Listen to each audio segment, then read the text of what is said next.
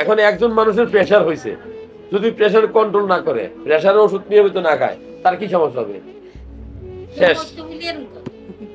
তার কি হবে? জয়েন্টে ব্যথা হয় কিন্তু আমি বলি শুনেন, কিছু জিনিসের ডরাইতে হবে, ভয় থাকতে হবে, ভয়।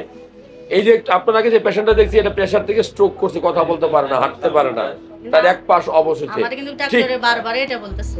আপনার কম বয়সে প্রেসার, আপনি যদি এই বয়সে আগামী 5 বছরের মধ্যে আল্লাহ মাফ করুক কোনো কারণে স্ট্রোক করেন, তাহলে আপনার পরবর্তী প্রজন্ম, আপনার পরবর্তী ভবিষ্যৎ কি? একটা মানুষ স্ট্রোক করলে তার সাথে ফ্যামিলি কেউ থাকতে পারবে না। কতদিন থাকতে পারবে? কতদিন দেখবে? 6 মাস, 1 বছর, 2 বছর?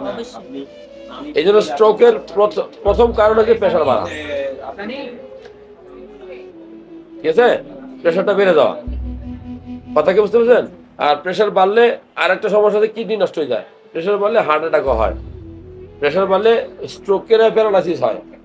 প্রেসারের সবচেয়ে খারাপ দিক হলো ঠিক মতো ঘুমাইতে পারে না, মানে জীবনে আরাম আয়ের সব শেষ। প্রেসারের আরো কিছু সমস্যা আছে, সে ইচ্ছা মতো খাবার গুলা খাইতে পারে না, চর্বি খাবার, মেজাজ খিটখিটে থাকে। মেজাজ মানে কি?